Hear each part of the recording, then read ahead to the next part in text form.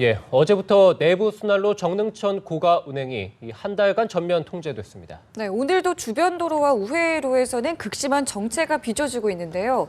이 시행 첫날에 현장에 직접 다녀온 사회부 윤지연 기자와 함께 이야기 나눠보겠습니다. 어서 오세요. 네, 안녕하십니까. 예, 윤 기자 어제 아침부터 현장에서 분위기를 좀 전달해 주셨는데 출근길에 그쪽 분위기는 어땠습니까? 네, 일단 이번에 통제된 구간을 설명을 드리겠습니다. 그 성북구 기름램프부터 성동구 사근램프까지 양방향 7.5km 구간인데요. 출근 시간대에만 시간당 4,500대가량이 몰리는 구간으로 그 하루아침에 통제가 되면서 주변 도로에서 심한 교통 혼잡이 빚어졌습니다. 네. 그 통제된 구간은 출근길 강북구와 도봉구, 더 멀리는 구리에서부터 강남권을 이어주는 역할을 해왔습니다. 그 서울 동부권에서 강남으로 가기 위해서는 반드시 거쳐야 하는 핵심 통로 같은 곳이었거든요. 네. 이제 그런데 이 길목이 막히면서 다른 길로 돌아갈 수밖에 없는 상황이었고 그 대체로가 된 게 바로 종합로였습니다. 고려대학교가 있는 그쪽 근처인데요.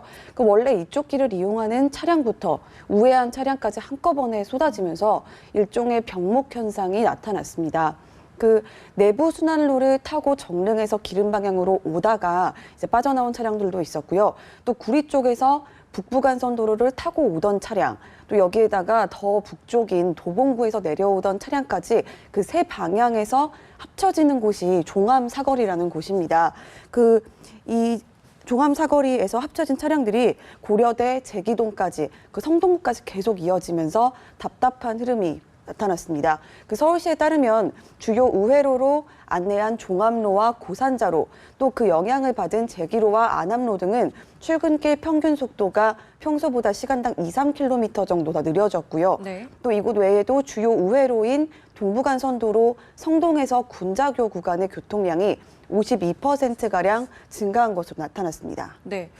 또 이렇게 정체가 심할 수밖에 없었던 게 사실 이제 통제가 어제부터 시작이 됐는데 발표는 갑작스럽게 그 전날, 그러니까 일요일에 났단 말이죠. 그렇기 때문에 시민들 중에서는 몰랐던 분들도 계셨을 것 같다는 생각이 들어요. 네, 실제로 제가 만나본 중에는 이제 몰랐던 분들이 꽤 있었고요. 네. 그 성수대교 방면으로 진입하는 길이 월곡램프라는 곳인데 그 곳에서는 이제 미처 통제 소식을 접하지 못하고 진입로 앞에서 차량을 돌리는 운전자들이 꽤 있었습니다. 예. 또 그리고 반대로 정릉에서 기름까지 내부 순환로를 타고 오다가 그 앞쪽에 쳐져 있는 바리케이트를 보고서야 황급히 일반 도로로 빠져나온 그런 사람들도 있었고요.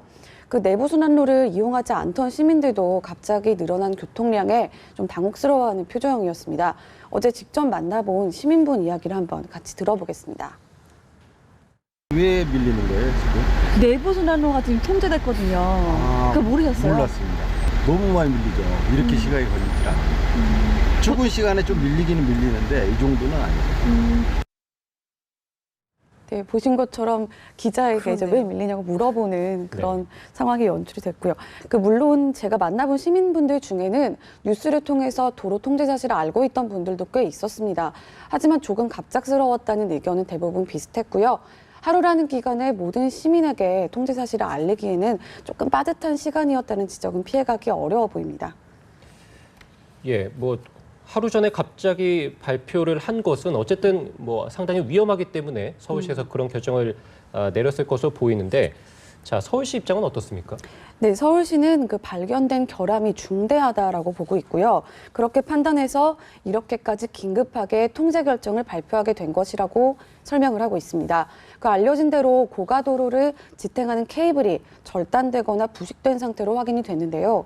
그 화면에서 지금 나오고 있는 게 바로 케이블입니다. 네. 저 케이블에서 그 일부는 아예 그 하나는 아예 절단이 됐고요. 또 다른 것들도 그 케이블 안에 강선들 일부가 부분 이제 절단이 되거나 부식돼 있었습니다. 그 한국시설안전공단은 국내에서 이런 사례가 처음이기 때문에 안전을 장담할 수가 없다라고 보고 있었고요. 서울시도 이제 이 같은 전문가들 자문을 거쳐서 긴급 폐쇄 쪽으로 조치를 취했습니다. 그 박원순 서울시장이 어제 아침에 긴급회의에서 그 시민 안전이 최우선이기 때문에 그 불가피하게 이런 결정을 내렸다면서 시민들에게 이해를 구했는데요. 어제 발언 한번 함께 들어보시겠습니다. 저는 안전의 문제에서 1%의 확률이라는 것은 결국 100%를 의미하는 것입니다. 만약이라는 게 있을 수가 없습니다. 앞으로도 시민 여러분에게 이런 진행 상황을 소상하게 공개하고 또 공유하겠습니다. 투명성이야말로 안전의 가장 그 시민들의 안전을 위해서 불가피 결정했다라는 점은 이제 이해가 되고요. 일단은 이제 케이블이 문제라는 건데 지금 정확히 원인이 발견이 됐습니까?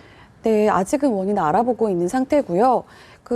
이제 내부 순환로가 구간별로 이제 개통 시기와 건설 공법이 다릅니다. 이번에 폐쇄된 정릉천 고가 구간은 한진건설이 1999년 건설해서 개통을 했고요. 콘크리트 상자형 공법, 일명 PSC 공법으로 건설을 한 경우입니다.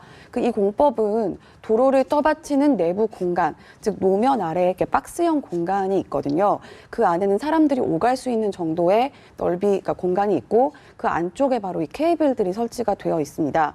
이 케이블들은 사람 팔뚝 정도 굵기에 두꺼운 강선 묶음이라고 보시면 되고요. 네. 그 겉에는 이제 피복이 둘러싸여져 있습니다. 또 안쪽에는 그 강선의 노후화나 부식을 막기 위해서 사이사이에 콘크리트를 이렇게 채워 넣습니다. 그런데 이제 국내 PSC 교량에서 이번처럼 강선이 부식돼서 끊어지기까지 한 거는 이번이 처음 있는 거라고 아까 말씀을 드렸는데요. 그걸 봤을 때 이 채워놓은 시멘트가 제 역할을 못했다고 이제 볼 수 있는 겁니다. 해외에서는 이렇게 강선 절단 사례가 여럿 있었고 대부분 부식 원인은 재설제에 있었는데요. 하지만 국내에서도 같은 원인이라고 단정 지을 수는 없는 상황이어서 지금 서울시와 시설안전공단에서 정확한 원인을 분석하고 있습니다. 그 중에서 가능성이 높은 원인으로는 바로 누수가 지목되고 있습니다. 네. 서울시와 시설안전공단은 다리 안으로 물이 들어와서 구조물에 영향을 끼쳤을 수 있다라고 보고 예. 정확한 누수 지점을 파악하는 데 주력하고 있습니다. 서울시 안에서 이 같은 PSC 공법으로 지어진 교량들이 몇 개 있는데요. 내부 순환로에서는 홍제천 구간이 있고요. 또 강변북로의 서호교, 두모교 등이 있습니다.